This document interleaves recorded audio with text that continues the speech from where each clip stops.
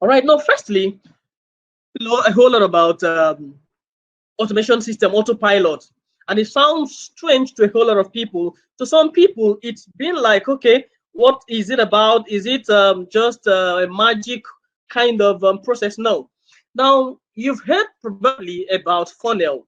And I've also mentioned funnel system in the course of training, in the course of our communication through mails and other platforms. All right. Now, looking at this, the image displayed here shows an image of a funnel. All right. Now, this diagram can best explain the three stages of funnel for us.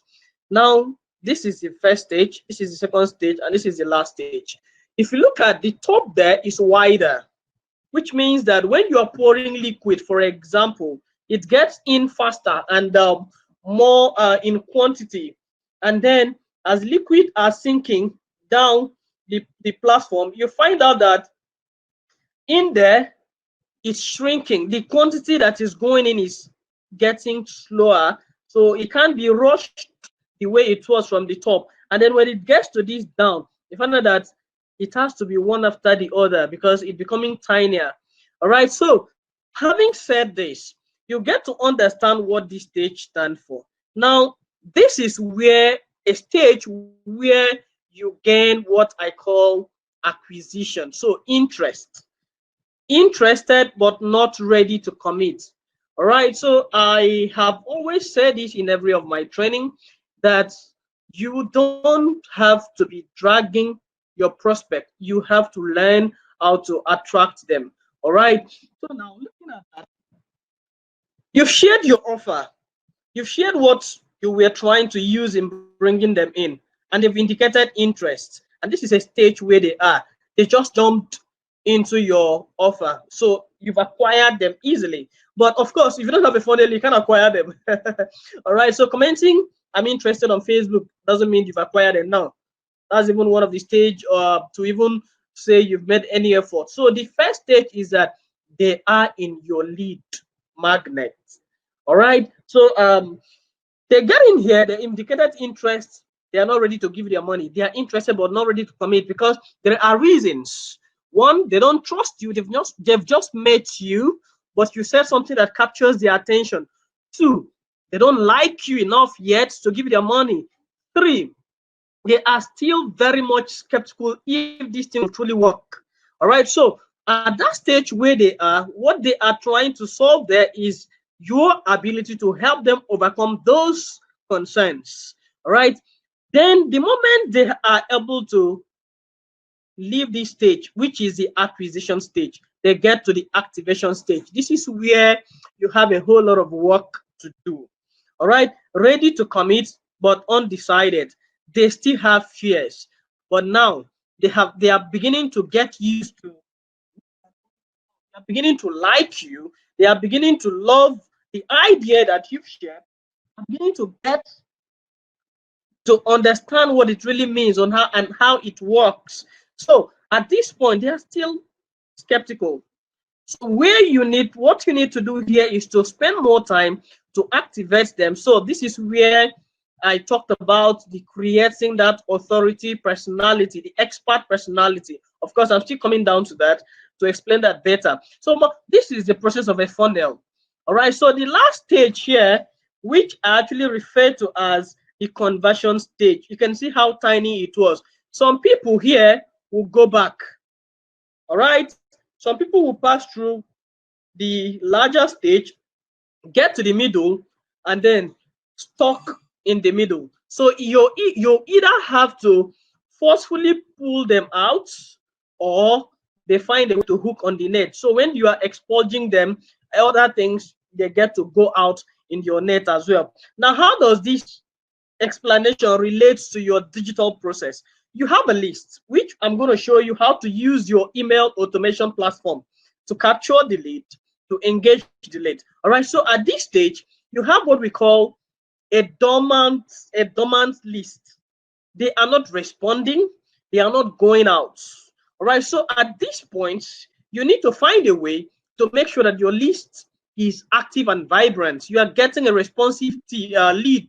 All right, so you either choose to check who are the responsive one and then take out the other one. This is where I talk about the segmentation. So on each stage of this funnel, you have to know when to take the other person from one stage to the other. No, don't worry about the explanation I'm giving. We are going to do it practically. All right. But of course, like I started, for benefit of those who never joined our free session, of course, they have to know everything that has to do with this. Okay. So now you have been able to gain their trusts. You've been able to gain their likeness. They like you already. Now they have trusted you. They are ready to commit. All right. So this is where you have to be very strategic, because your offer can also deny you their paycheck. All right. Your offer can also deny you their commitment. They may at that point say, "Ah, I thought it was even what I could sign up to. Oh, was it this really what I spend more time on? Was it really what I paid much attention on?" So how you craft your offer at the end of the day is even more important than what you did at the middle here. So the three stages of funnel here defines the acquisition, the activation, and the conversion stages. All right. So this is what forms the funnel that we usually talk about, and it's a direct part of what autopilot system is. All right. Now, look at this.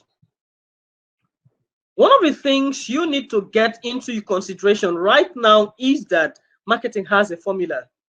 Yeah, marketing has a formula. Now, this graphics illustrates a marketing formula.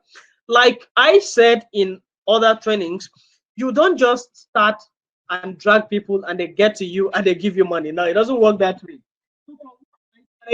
Earlier, you found that I was interpreting this formula first, one after the other, even though I did not display them where it is. Hello, Tim. You are out of. It's like you're away from your mic. Okay. Yeah. Okay, better. All right. So I was talking about the marketing formula displayed here. Now this is it. I use a whole lot of things in our last training and talked about us using stories. Rapport is directly working with what I refer to as a trigger. Trigger here are those things I said I was going to craft for us in our content marketing process, so we know how to build with. So to me, anything forms a trigger to me. Look at what Mr. Solomon said like yesterday, 2 days ago rather. He said something and said like, I'm positive. Now that's a huge trigger. Yeah, I don't need to use that word huge. That's a trigger that will shake even his family members to run to that post immediately. It will shake even his pastor to run to that content immediately. So the biggest person in his network may be forced to react to it. Why? The season, what is going on at the moment, the way the trigger came. All right. So it's just like somebody telling you, "Oh my God, your wife is cheating on you." And you're like, you don't even know either to get angry with the person, whether to get scared if he's saying the truth, but you are just curious. So your trigger must do two things. Must create curiosity and must capture immediate attention. All right. So it is an instantaneous occurrence. Most times while writing, most times while speaking. That's why in people who prospect, especially those who were formerly bank marketers, understood the use of rapport. All right. So what they come to you first to do is that they will not tell you, I mean the good ones anyways, they will start by commending either your look, either your dress, your shoe, your hair, whatever they see on you. Now, what they are trying to form is a rapport that will give them the right. Okay, they are trying to form a rapport, so they are using the right trigger to gain your attention so that their rapport can go well. So by the time they get a response from you, thank you. Now they know that their trigger has entered. Oh wow, Do you mind if I speak with you for a moment? I'm Timothy. All right. So you find out that that has given them access to you. This is what happens also on the internet. All right. Failure is inevitable. So that could be a trigger. But what comes immediately under it determines if they will read or not. I have a gift for you. That could be a trigger. Man, you will be broke soon. That could be a trigger. Man, you'll be rich soon. That could be a trigger. Whatever forms a trigger for you, but you have to define this. I'm just saying this because we are on the move. But your trigger has to understand that you are trying to gain attention. You are trying to gain curiosity. All right. So those two things, they must capture. Every trigger you use must capture those two things, curiosity and attention. All right. Now looking at this. This arrow is forming through this way. It starts from rapport, then it helps you establish an instantaneous conversation with your prospect, and then it helps you to build credibility and trust. All right, by the time you've been able to build credibility and trust, it means that you've spent time communicating your values as well. All right, at the same time, you let them understand the problem, what exactly they are facing. So this is what happens when you are trying to recruit. They want you to speak like who understands their problem more than they do. They want you to understand, to speak to them like who understand their financial status, like, I mean, more than they do. They want you to have known a whole lot about them before you even come to them. They want you to know their past journey, their past experiences before they even know. So this is why in the course of your marketing communication, you have that established interaction along the line that comes their responses gradually. All right. Don't worry, we are just taking it one after the other. We've not even entered yet. So just stay with me. Okay. So at this point, you have the problem focus. The problem focus here is not your own problem. So everything that has to do with marketing must be void of your own self. Everything that has to do with marketing has to do with your prospects. All right. So I tell anybody who cares, nobody really cares about you. What they care about is who has a solution to my problem, who has a solution to my challenge right now, who can help me overcome this particular challenge, who can help me attain my dream, who can help me massage my ego, that I will feel comfortable where I am and at the same time pursue the stage where I am looking at. Those are the things they are looking at. So they are not after who will come and tell them how much they have earned. No, that's not what they are looking at when it comes to recruiting. All right. So problem focus here is their own problem, not yours.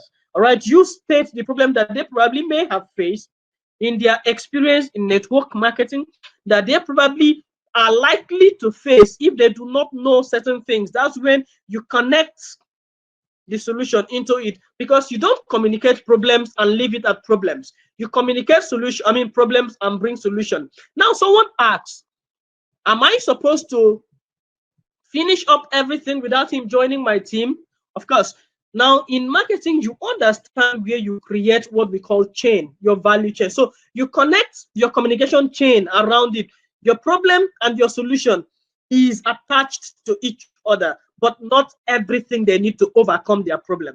All right. So what they need to overcome further will be discussed in your team. That's why you need to understand that this is what we call a lead-on process. All right. You are leading them on. Okay. So at this stage here, you have a call to action. Now, after the solution, the call to action, if you look at the funnel, like I stated, you cannot successfully convert without being able to to create a value at the stage of call to action. So call to action requires two things: urgency and threats. All right, threats in the sense that they have a lot to lose, and if they lose it, it may cost them a whole lot of things. You state it. All right, so it's called psychological distuning. You let them understand why it should be acted upon right now. Because one, if they delay, something may come up. Take, for example, someone had promised to make the payment tomorrow morning. And then by the time tomorrow came, he says, I'm sorry, something came up last night and I quickly used the money. Please give me some time. Now, that's where you failed. You ought to have created that urgency and threat at that particular stage to enable him not to go with the money, give you the money at that instance, or lose this or lose that. So he has to decide, can I afford to lose this, or I should just commit it already immediately? So this revolves around a formula. So none of them can be implemented independently. That's why you can see that it's a chain of formula. So they work hand in hand to establish the right result right here. All right, so your rapport helps you to establish a communication that will form your credibility and trust to your prospects. It helps you to communicate your values that will form your credibility and trust. All right. At the same time, your problem focus about theirs gives you the expert personality. Bringing a solution there gives you the right authority in their book. All right. At the call to action, they have already trusted, they have already liked, they've already seen you as an authority in what you've communicated. As such, they are ready to commit. All right. So that's where the funnel system is used, because this chain are not done manually. All right. So from the moment they submit, the first mail they got, hi team, good to have you sign up here. This is the gift I promised you that led you to my list. Kindly download it immediately. And trust me, I'll be back to you in about 6 hours time with another gift. Be good, team, and make sure you stay safe this season. I love you and I truly cherish your success. I'll talk back soon, Timothy. All right, so now looking at that, this person just takes the first gift from you. The next one is you trying to communicate more values. And then you let them know what you feel must have been the problem they are going through. These are in your content process, because with your rapport, you have been able to create the right trigger that will help you establish rapport in every of your communication process. All right. Now, right here, we get to see